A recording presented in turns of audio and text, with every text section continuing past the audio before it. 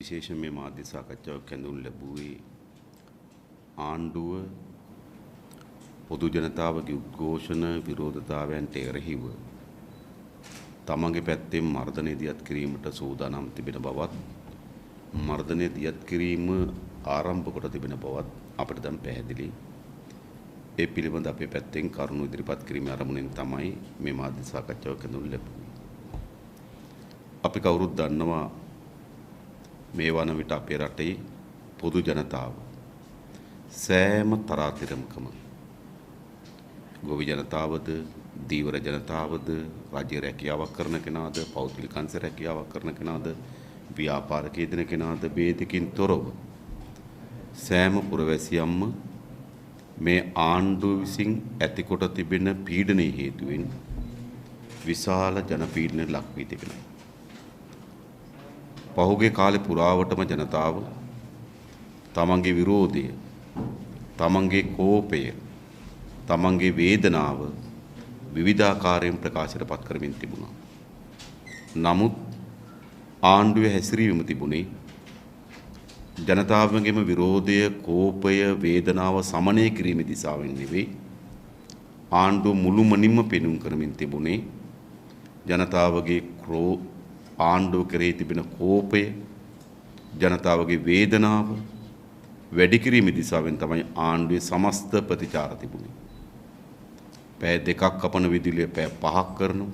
5ක් කපන විදුලිය පැය 12ක් කරනවා, 13ක් කරනවා. තෙල් මිල එක විටක වැඩි කරනවා, නැවත වැඩි කරනවා, නැවත වැඩි කරනවා. ගෑස් මිල නැවත වැඩි කරනවා. ඒ වගේම බහණ්ඩ හිගියන් ඇති කරනවා. ඒ විතරක් නෙවෙයි ජනාධිපතිවරු ඇතුළු ආණ්ඩු මුළුමනින්ම පුරාජේරු දොඩමින් ඉන්නවා. ඒ නිසා ජනතාවගේ වේදනාව වැඩි වුණා. ජනතාවගේ කෝපය වැඩි වුණා. ජනතාවගේ විරෝධය වැඩි වුණා. ඒ සඳහා ජනතාව ස්වේච්ඡාවෙන් මෙතෙක් උද්ඝෝෂණ විරෝධතා ව්‍යාපාර වලට සම්බන්ධ නොවුණු විශාල ජනපජාවක් මේ ක්‍රියාමාර්ග වලට එරෙහිව පාරට බහින්න පටන් ගත්තා. මධ්‍යම රාත්‍රිය වෙනකන් සමහර උද්ඝෝෂණ දියත් වෙමින් තිබුණා. වැඩ ඇරලා විරෝධතා පූර්වක් අරගෙන තමන්ගේ ළඟම මන්සන්දිර ගිහලා හිටගෙන හිටියා. තමන්ගේ දරුවන් වඩාගෙන හිටගෙන හිටියා. මේ විරෝධය මේ විදිහට පෙන්නකොට ආණ්ඩුව මොකද්ද කරේ? පසුගියදා මිරිහානේදී පැවති උද්ඝෝෂණයේදී ආණ්ඩුව විශාල ප්‍රහාරයක් එල්ල කරා. විශාල ප්‍රමාණයක් අත්අඩංගුවට ගනු ලැබුවා. තව ප්‍රමාණයකට තුවාල සිදු කරා. මාධ්‍යවේදීන්ට පහර එල්ල කරා. කැමරා ආම්පන්න පොඩි පට්ටම් කරා. මේක තමයි ආණ්ඩුවේ ප්‍රවේශ බවට පත් වුනේ. ඒ නිසා මෙවැනි තත්වයකදී ආණ්ඩුව ජනතාව තුළ බුරබුරා නැගෙමින් තිබෙන කෝපය, විරෝධය, වේදනාව සමනය කරන වෙනුවට ආණ්ඩුවේ මුළු ක්‍රියාමාර්ග බවට පත් වී තිබුණේ ඒ උස්සන්න කිරීම. අවසානයේදී ආණ්ඩුව හැම විටකම ජනතාව මර්ධනය කිරීම සඳහා තිබෙන නීති අනපනත් උපයෝග කරගන්න පටන් ගත්තා. පසුගිය පළවෙනිදා රාත්‍රියේ ජනාධිපතිවරයා හදිසි නීතිය කැඳෙව්වා. විශේෂයෙන්ම හදිසි නීතිය කැඳෙව්වේ රටේ කලකෝලහලයක් නිසා හෝ ආරක්ෂාව පිළිබඳ තරජනයක් නිසා නෙවෙයි. ඔවුන්ගේ ආරක්ෂාව වෙන්නේ. හදිසි නීතිය කියන්නේ කුමක්? මෙතෙක් පාර්ලිමේන්තුවේ සම්මත කොට තිබෙන සියලු අනපන ඉක්මවා යන නියෝග පැනවීමේ බලයක් ජනාධිපතිවරයාට පැවරෙනවා. ඕනෑම නීතියක් අත්හිටුවන්න පුළුවන්. අලුතින් නීතියක් පනවන්න පුළුවන්. ඕනෑම නීතියක් අවලංගු කරන්න පුළුවන්. මේ ආදී බලතල විශාල ප්‍රමාණයක් ජනාධිපතිවරයාට මේ හදිසි තත්ත්වයේ ප්‍රකාශයට පත් කිරීම හරහා දැන් ලැබී තිබෙනවා. ඒ අනුව තමයි ඔහු ඊයේ රාත්‍රියේ ඇඳිරි නීතිය ප්‍රකාශයට පත් කරනු ලැබුවා. එය මුළු මනින්ම ජනතාවගේ ආරක්ෂාව වෙනුවෙන් නෙවෙයි, ජනතාව මර්ධනය කරන්න, බිය කරන්න, ඔවුන්ගේ විරෝධය, ආණ්ඩුවට එරෙහි එල්ල වෙන විරෝධය යටපත් කිරීම සඳහා කරන බියගුළු සහ මර්ධනීය පියවරක්. එනිසා දෙවිතරක් නේ අපි දන්නවා ඊයේ රාත්‍රියේ හමුදා ඛණ්ඩ ගණනාවක් කොළඹට කැඳවුණා. අපි ආනා ගෝඨාභය රාජපක්ෂගේ මේ නන්දි කඩාල්ද? මේ සාමාන්‍ය ජනතාව සාමකාමීව තමන්ගේ විරෝධය ප්‍රකාශ කරමින් තිබෙන නගරය. රටක්. හමුදා අනුඛණ්ඩ ගණනාවක්. විවිධ සන්නද්ධ රථ සහිතව කොළඹට කැඳවනවා. ඒ නිසා මේන් පෙන්눔 කරන්නේ ගෝඨාභය ඇතුළු මේ ආණ්ඩුව තමන්ට බුරබුරා නැගෙන විරෝධතාවයන්ට තමන් ප්‍රතිචාර දක්වන්න හදන්නේ මොන ආකාරයෙන්ද කියන එක. ආණ්ඩු ඉල්ලීම් බවට පත් වී තිබෙන ගෝඨාභයගේ පාලනය අවසන් කරන්න. ගෝඨාභය ගෙදර යන්න. ඔහුගේ නිවස ගාවට ගිහිල්ලා කියන්නේ ඔහුට තවදුරටත් අපේ රටේ පුරවැසියන්ගේ හෝ අපේ රටේ ජනතාවගේ ආරක්ෂාව හෝ ජීවිත හෝ අත්‍යවශ්‍ය වමනාවන් හෝ ඉටු කරගන්න අසමත් වුණු පාලකෙක්. එනිසා ඔහු ගෙදර යන්න කියන බලපෑම තමයි කියන්නේ. ඔහුට විතරක් නෙවෙයි ඔහුගේ පවුලට ඒ පවුල මේ වන ආණ්ඩුවට. හැබැයි දැන් ආණ්ඩුව කැසකවමින් තිබෙන්නේ කුමක්ද? ඒ වෙනුවට මේ විරෝධතාවයන්ට නිරත වෙමින් තිබෙන කණ්ඩායම් අත්අඩංගුවට ගන්න, බියවත් ගන්න, විවිධ මර්ධනීය නීති අනපන සකස් කිරීම සඳහා තමයි ආණ්ඩුව උත්සුක වී තිබෙන්නේ. අපි දැක්ක එදා මිරිහානේදී විශාල පහර දීමකට ලක් කරනු ලැබුවා. අනතුරුව ඊ හවස් ජාමය වෙනකොට සමාජ මාධ්‍යවල ප්‍රධාන වශයෙන් ක්‍රියාකාරී හිටපු තරුණේ අත්අඩංගුවට ගනු ලැබුවා. ඒක දැන් අපි අත්අඩංගුවට ගැනීමක් ලෙස අර්ථකථනය කරත් ඒ නිශ්චිත මොහොතේ ඒක පැහැර ගැනීම. ඉඳා පැහැරගෙන තරුණයන් සමාජ ක්‍රියාකාරීන් බියවැද්දීම සඳහා උත්සුක කරලා තිබෙනවා.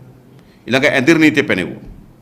විශේෂයෙන්ම මේ ඇඳිරි නීතියත් මේ හදිසි අවස්ථා තත්වයක් මුළුමනින්ම ජනතාවගේ හඬ යටපත් කර ගැනීම සඳහා ගෙනෙන ලද මර්ධනීය උපකරණ, ගෙනෙන ලද මර්ධන නීති, ඒ වෙනුවෙන් ඒට විරෝධය පා ජනතා විමුක්ති පෙරමුණේ අපි අද රට පුරා උද්ඝෝෂණ මාලාවක් දියත් කරා.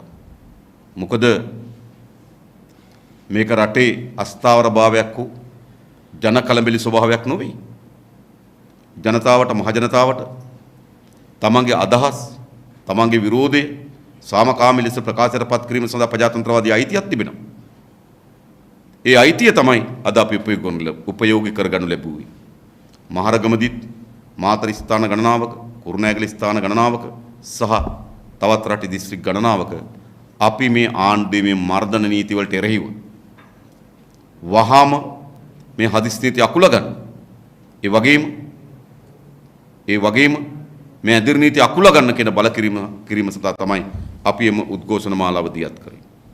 ඒ වගේම ජනාධිපතිවරයාට බලතල තිබුණත් හදිසි නීතිය හදිසි තත්ත්වය ප්‍රකාශයටපත් කරන්න ඒක ඉතා ඉක්මනින් පාර්ලිමේන්තුවට ගේන්න ඕන. ඒ පාර්ලිමේන්තුවේදී ඊට වඩා එක දිනයක් මේ හදිසි තත්ත්වය ප්‍රකාශයටපත් කිරීම සඳහා අවස්ථාව නොදෙන බව අපි සාතික කරනවා. මේ රටේ ජනතාවගේ සාධාරණ උද්ඝෝෂණ, තමන්ගේ විරෝධතාවයන්, තමන්ගේ ප්‍රජාතන්ත්‍රවාදී අයිතීන් මැඩ පැවැත්වීම සඳහා ගෝඨාභය රාජපක්ෂ විසින් පනවන ලද නීතිවලට මේ පාර්ලිමේන්තුවේ අනුමැතිය ලබා නොදී යුතුයි කියලා අපි හිතනවා. ඒ අනුව තමයි අද අපි මෙම මර්ධනීය ක්‍රියාමාර්ග වලට එරෙහිවත්, මෙම මර්ධන නීති අනපනත් වලට එරෙහිවත් අද අපි උද්ඝෝෂණ මාලාවක් දියත් කරනු ලැබුවා. දැන් මොකද සිදු වී තිබෙන්නේ? මේ වන විටත් වාරිය පොළදී අපේ සහෝදරුන් 8 දෙනෙක් අත්අඩංගුවට අරගෙන තිබෙනවා. ඒ වගේම කුරුණෑගල අපේ හිටපු පාර්ලිමේන්තු මන්ත්‍රී නාමල් කරුණාරත්න සහෝදරයාගේ වාහනයත් එහි රියදුරත් අත්අඩංගුවට අරගෙන තිබෙනවා. ඒ නිසා ඒ වගේම පොළොන්නරුවේ තවත් අපේ සහෝදරයෙක් අත්අඩංගුවට අරගෙන තිබෙනවා. දැන් ආණ්ඩුව සූදානම් වෙමින් තිබෙන්නේ කුමකටද? පුරවැසියන් අත්අඩංගුවට අරගෙන මර්ධන නීති ක්‍රියාත්මක කරමින් බියවැද්දීම සඳහා තමයි මේ ආණ්ඩුව කටයුතු කරමින් තිබෙන්නේ. ඒ නිසා ජනතා විමුක්ති පෙරමුණ අපි කිසිසේත් මේ බියවැද්දීම වලට යටත් නොවන බව ගෝඨාභයගත් ඔහුගේ පවුලත් ඔහුගේ ආණ්ඩුවත් දැනගත යුතුයි.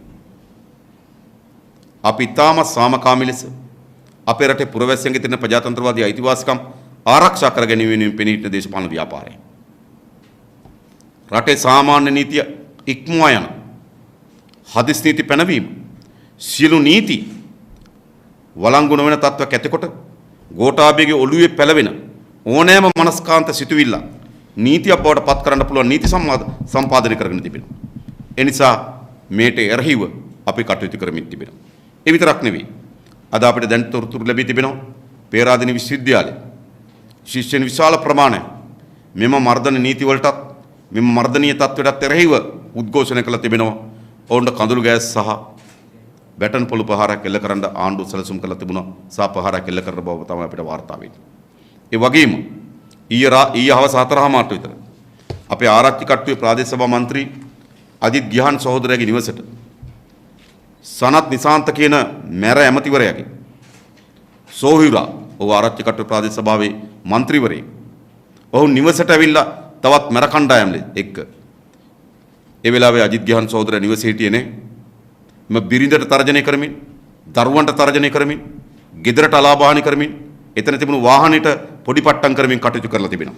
මේ මාගාව තිබෙන්නේ මේ අජිත් ගිහාන් සොහුරාගේ නිවස ඉදිරිපිට තිබුණු වාහනේ. මේ වාහනේට ප්‍රහාර එල්ල කරන්නේ කවුද? අජිත් නිසාන්ත කියන මැර ඇමතිගේ සහෝදරයා. ඒ විතරක් නෙවෙයි මේ ඔහුගේ නිවසට එල්ල කරලාද ප්‍රහාරය.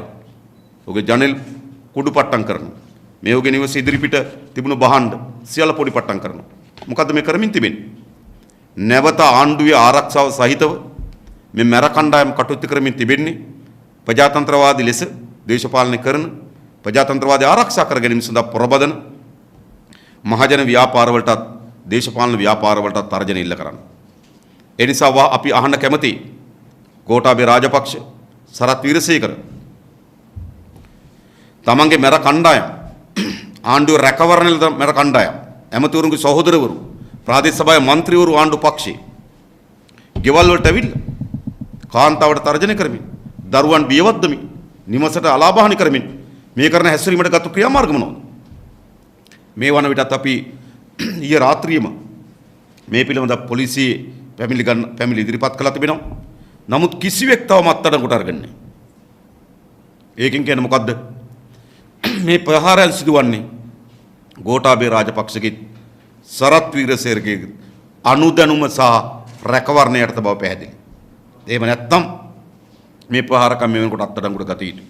නම් ඉදිරිපත් කළා තිබෙනවා. ආවේ කවුද කියලා තියෙනවා. කාගේ ඥාතියද කියලා තියෙනවා. නමුත් තාම කිසිවෙක් අත්අඩංගුවට අරගෙන නැහැ. ඒ නිසා ආණ්ඩුව මේ දියත් කරමින් තිබෙන මර්ධනීය නීති සම්මත කරගනිමින් ජනතාව බියවැද්දීම සඳහා දරන මේ බියගුළු ක්‍රියාව පරාජයටපත් කළ යුතුයි. එනිසා අපි මේ රටේ පුරවැසියන්ගෙන් ඉල්ලන්නේ, පොදු ජනතාවගෙන් ඉල්ලන්නේ ඔබගේ සාමකාමී අයිතිය, ප්‍රජාතන්ත්‍රවාදී අයිතිය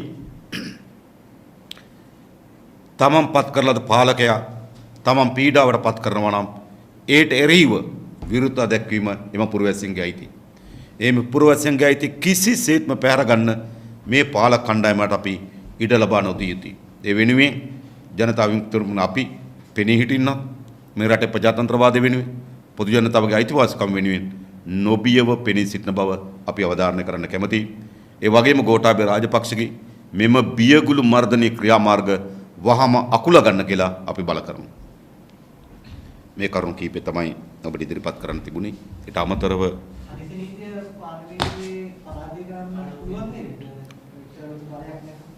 අපි බලමු. දැන් තමන්ට ඡන්ද දීපු ඡන්දදායකයා මර්ධනය කරන්න බියවද්දන්න තමන්ගේ පළාතේ മന്ത്രിවරයා අත උස්සනවා නම් ඉතින් ජනතාව තමන්ගේ නියෝජිතයන් කෙරෙහි කුමන ආකාරයේ බලාපොරොත්තුවක් තියෙනවද කියලා තේරුම් ගන්න පුළුවන් නේද? ඒ නිසා අපි හිතනවා බලහත්කාරී ලෙස පුරවැසියන් මර්ධනය කිරීම සඳහා 50 පාර්ලිමේන්තුවේ සම්මත කිරීමට සැබවින්ම ජනතාවගේ නියෝජිතයන් නම් ඔවුන් නිරෙහි විය යුතුයි.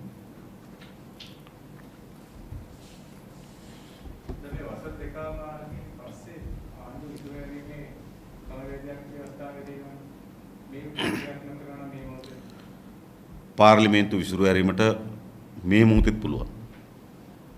පාර්ලිමේන්තු മന്ത്രിවරුන්ගේ සරල බහුතරය. ඒ කියන්නේ ඒ වෙලාවේ පාර්ලිමේන්තුවේ ඉන්න മന്ത്രിවරු සංඛ්‍යාවෙන් වැඩි සංඛ්‍යාවක් අත ඉස්සුවොත් ජනාධිපතිවර පාර්ලිමේන්තු විසිරු හරිනවා. 113 නෙවෙයි. ඒ යෝජනාව ගන්න වෙලාවේ පාර්ලිමේන්තුවේ ඉන්න മന്ത്രിවරු 50යි නම් 26ක් අත ඉස්සුවොත් මේ පාර්ලිමේන්තු විසිරු හරවන්න පුළුවන්. ඒ වගේම අවුරුදු දෙකමාරකින් පස්සේ පාර්ලිමේන්තු විසිරු හැරීමේ බලය ජනාධිපතිවරයාට එනවා. ඒ නිසා ජනාධිපතිවරයාට අවුරුදු දෙකමාර පිරුණට පස්සේ ඕනෑම මොහොතක පාර්ලිමේන්තු විසිරු හැරිය හැකියි. මේ අනුරාධපුර වේදිකාවේ ඔව් දැන් ජනතාව කියන්නේ මොකද්ද මේ ආණ්ඩුවට ගෙදර යන්න කියලා. මේ ජනාධිපතිවරයාට ගෙදර යන්න කියලා. ඔබ හිතනවද? රටේ ජනාධිපතිවරයෙක් ගුහාගත වෙලා රටක් පාලනය කරන්න පුළුවන්. ඔහුට පාරේ බැහැලා යන්න බැරි තත්ත්වයක් නැති වී තිබෙන්නේ. ඔහුගේ නිවසේ ජීවත් වෙන්න බැරි තත්ත්වයක් නැති වී තිබෙන්නේ. ඔහුගේ නේද ඔහුගේ මොකද්ද ශාස්ත්‍රකරුවන් ගාවට යන්න බැරි තත්ත්වයක් නැති වී තිබෙන්නේ. ඔහුට මහජනයා අමතන්න බැරි තත්ත්වයක් නැති වී තිබෙනවා. මම දන්නවා පළවෙනිදා ඔහු මධ්‍යම පරිසර අධිකාරියට යන බව වාර්තා කරලා තිබුණා. ඉතින් මේ සියල්ල අවලංගු කරමින් තිබෙනවා. ඒ නිසා ජනතාවගෙන් සැඟවිලා ජනතාවට නොපෙනී රට පාලනය කරන්න බෑ නායකයෙකුට. ඒ නිසා ගෝඨාභය රාජපක්ෂ දැන් තීරුම් ගන්න ඕන තමන්ගේ පාලනය පිළිබඳවත් තමන් පිළිබඳවත් ජනතාවගේ තිබෙන මතය කුමක්ද කියලා. ඒ නිසා මා හිතන්නේ තවදුරටත් මේ ජනාධිපතිවරයාට මේ රට ජනතාව පිළිගන්න පාලකයෙක් බවට පත් කරගන්න පුළුවන් වේවි කියලා. ඒ නිසා ඌ යන්න ඕනද?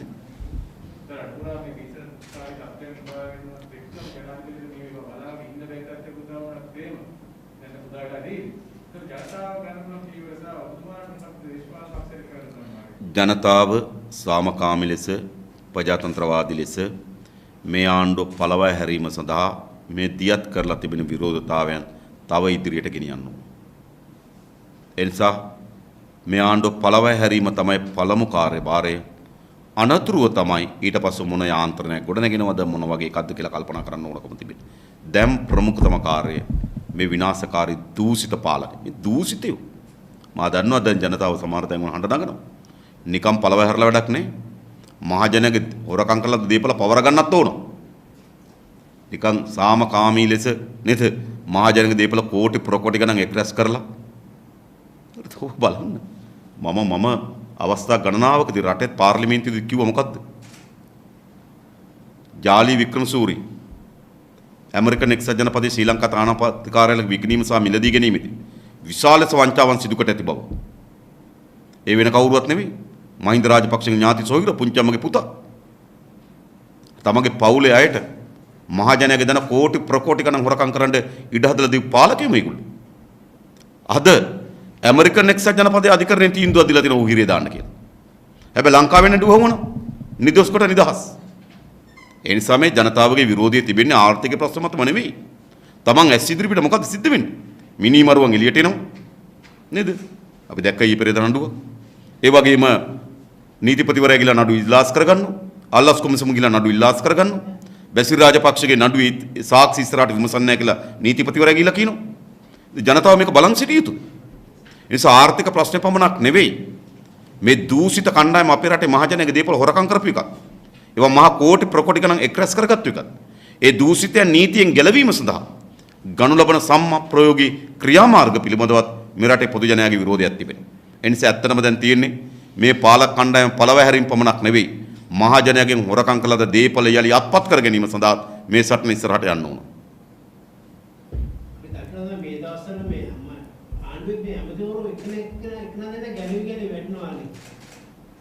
ඔව්. මේ මාසෙත් පළවෙනි දෙකෙන් අයින් වෙනවා කියලා. ඒකද වුන් කල්පනා කරනවා කොහොමත් වුන් ඇතුලේ හිටියේ තමන්ගේ වරප්‍රසාද හිමි වෙලා. සියලු බලය පවුලකට කේන්ද්‍රගත වුණා. ආණ්ඩුව හදන්න ගොඩක් අය සම්බන්ධ වුණා. ආණ්ඩුව කරන්නේ පවුලක් අතේ. එන තමන්ට කෙනෙහිලිකම් තිබුණා. හැබැයි කෙනෙහිලිකම් කොච්චර තිබුණත් ධෛර්යයක් තිබුණේ නැහැ ක්‍රියාමාර්ගයක් ගන්න. දැන් ධෛර්යය එනවා කොහෙන්ද? මහජනයා ආණ්ඩුවට විරුද්ධව කෑ ගහනකොට, මහජනයා ආණ්ඩුවට විරුද්ධව නැගී සිටිනකොට අන්න ඒගොල්ලෝ චුට්ටක් අලුගසා ගහලා නේද? මමත් එහෙනම් අයින් වෙන්නම් වගේ තැනකට ඇවිල්ලා තියෙනවා. මෙච්චරකල් ඇකිලිලා බය හිටපු අය මේ රාජපක්ෂ පවුල ගැන අද දැනගත්තේ. මේ උපාසක මහතුරුද මේ?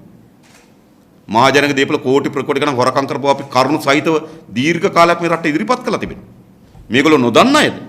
මේගොල්ලෝ දන්න අය. දැන් මොකද වෙලා තිබෙන්නේ? මෙච්චරකල් රාජපක්ෂ පාලනේ ගිලිටීනියට යටත් වෙලා හිටපු മന്ത്രിවරු එමතිවරු අද මොකද වෙලා තිබෙන්නේ? අර ජනතාවගේ ආණ්ඩුව කරේ තියෙන අප්‍රසාද උපයෝග කරගෙන එක එක ඒවා කියන්න පටන් අරන් තියෙනවා. මීට මාස 6කට විතර කලින් බලන්නකෝ. ගෝඨාභය වර්ණනා කරපු විදිය මේගොල්ලෝ. බැසිල් වර්ණනා කරපු විදිය නේද? පිරිවර නේද? කවුද? නාමල් රාජපක්ෂ යනකොට මේගොල්ලෝ වටේ පිරිවරාගෙන ගියපු විදිය. මේ කට්ටිය නෙමෙයිද? මේ අලුතෙන් මොකක් කර ඥානයක් පහළ වෙලාද? නෑ. තමන් ඇකිල්ලා හිටියා, බියගුලුකමේ හිටියා, නිවටකමේ හිටියා. හැබැයි දැන් චුටි ප්‍රාණයක් එනවා. ජනතාවගෙන් පවුලට විරෝධයක් එනකොට අන්නේ විරෝධේ පාවෙලා යන අදහස් විතරයි ওই කට්ටිය ඉදිරිපත් කරන්නේ.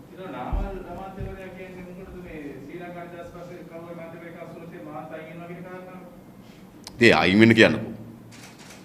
ඒව නිකන් පොඩි ඔය ලාබාල දේශපාලන ගේම්. හරිද? මොකද ඒගොල්ලෝ දන්නවා ශ්‍රී ලංකේක ඇමතුරු අයින් වෙන්නේ නැති බව.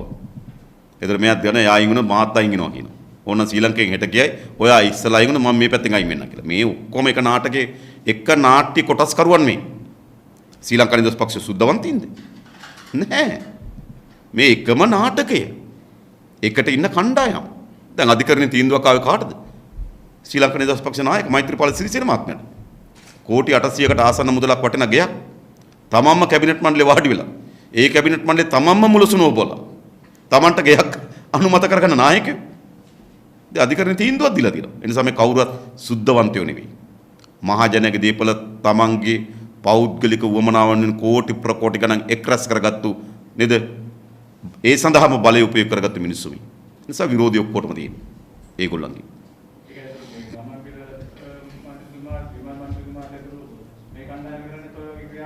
අනේ ඒගොල්ලන්ගේ නාටකේ තරම් කතා කරන්න ඕනේ. කොච්චර දැකලා තියෙනවද?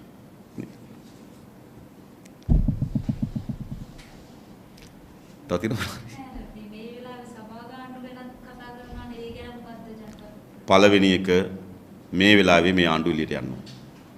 මේ ජනාධිපතිවරයාට සභා ගන්න මේ ජනාධිපතිවරයාගේ අන්තර්කාලීන ආණ්ඩුව මේ හැම එකක්ම කරමින් තිබෙන්නේ ජනතාවගේ එන විරෝධය සමනය කර ගැනීම සඳහා අටවන මර උගුල්.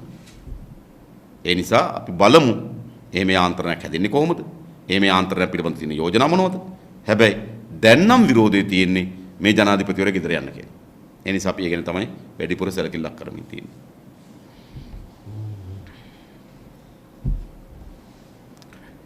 එහෙනම් බොහොම ස්තුතියි අපි අවසන් කරමු.